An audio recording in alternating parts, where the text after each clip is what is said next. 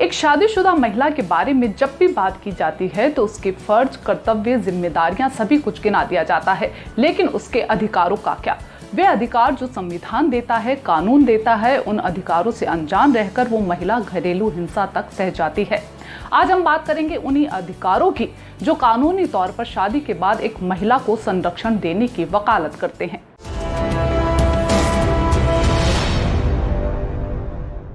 सबसे पहले बात करेंगे संवैधानिक अधिकारों की। संविधान के अनुच्छेद 14 के तहत महिला और उसके अधिकारों की सुरक्षा को समर्थन दिया जाता है। इसके तहत उसे समानता का अधिकार दिया जाता है और कई कानूनों के साथ उसकी सुरक्षा को सुनिश्चित किया जाता है। वहीं अनुच्छेद 15 के तीसरे बिंदु के तहत स्टेट को विवाहिता के पक्ष में सकारात्मक कार्रवाई करने का अधिकार दिया जाता है। यानी आपका आत्मसम्मान, आपकी सुरक्षा आपके लिए कोई प्रिविलेज नहीं है, ये हक है आपका जो संविधान आपको देता है। एक शादीशुदा महिला का दूसरा बड़ा अधिकार है उसके आवास का। मध्यम वर्ग में अक्सर कहते हम सुनते हैं कि लड़की का घर उसका ससुराल होता है, लेकिन वही घर वाले उसे रखने से इनकार कर दे तब। इसका जवाब है कानून में। हिंदू दत्तक और रखरखाव अधिनियम 1956 जो विवाहिता को शादी के बाद जिस घर पे आई है उसमें रहने का मूल अधिकार देता है।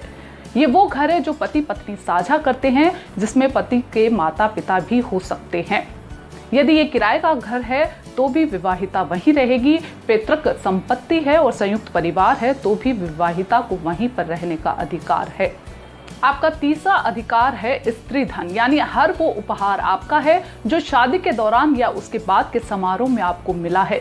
ये चल अचल संपत्ति, गहने या पैसों के तौर पर आपके पास हो सकता है। इस पर पति या ससुराल वाले अपना अधिकार नहीं जता सकते। यदि वे ऐसा करते हैं तो उनके खिलाफ आपराधिक मुकदमा दायर किया जा सकता है। चौथा अधिकार है आर्थिक संरक्षण का।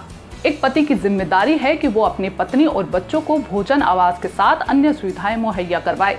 पत्नी का अधिकार है कि वो पति पर सभ्य जीवन स्तर और बुनियादी सुविधाओं के लिए दावा कर सकती है, लेकिन कानूनन ये सभी लाभ पति के जीवन स्तर, उसकी आय और संपत्ति पर निर्भर करते हैं। इसी आधार पर कानून आपको मांगी हुई सुविधाएं मुहैया करवा सकता है।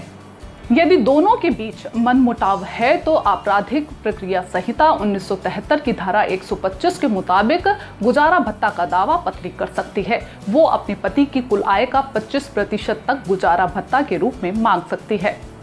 बच्चों को अच्छी जिंदगी देने का भी आपको अधिकार है। बच्चों की परवरिश करना माँ और पिता दोनों की जिम्मेदारी होती है, लेकिन हमारे यहाँ अक्सर माएँ ऑफिस नहीं जाती, यानी आर्थिक तौर पर सक्षम नहीं होती। ऐसे में पिता की जिम्मेदारी है कि वो अपने बच्चों को लेकर अलग हो चुकी पत्नी को वित्तीय सहायता दे। संबंधों में ईमानदारी भी आपका अधिकार है। पति और पत्नी दोनों के संबंधों में प्रतिबद्धता होना जरूरी है। दोनों में से एक भी ईमानदार नहीं होगा तो संबंध अच्छे नहीं रह सकते। पत्नी को बिना डिवोर्स दिए पति यदि अन्य के साथ संबंध में है तो पत्नी को अधिकार है कि वो इस आधार पर डिवोर्स और गुजारा भत्ता के लिए दावा कर सकती है। हिंदू विवाह अधिनियम 1955 की धारा 13 के तहत ये डिवोर्स का आधार हो सकता है।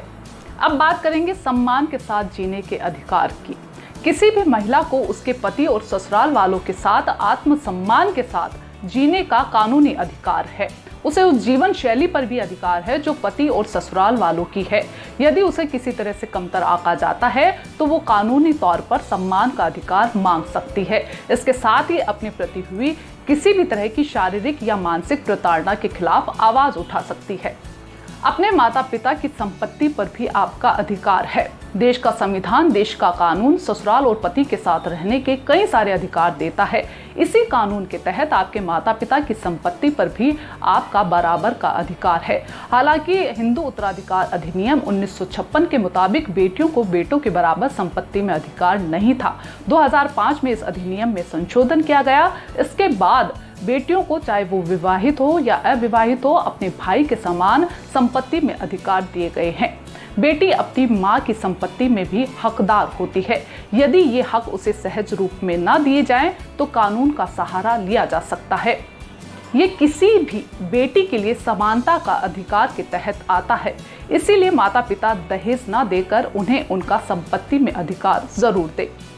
आज महिलाएं पहले से ज़्यादा पढ़ी लिखी हैं, पहले से ज़्यादा सक्षम हैं, आर्थिक तौर पर भी आगे बढ़ रही हैं, लेकिन इन सब के बावजूद वे अपने कानूनी अधिकारों से अनजान हैं। एक पढ़ी लिखी महिला भी घरेलू हिंसा को नॉर्मल मानकर चलती है, क्योंकि किसी भी हिंसा के खिलाफ आप आवाज़ तब तक नहीं उठा सकते जब तक संबंधित कानूनों की जानकारी आपको ना हो।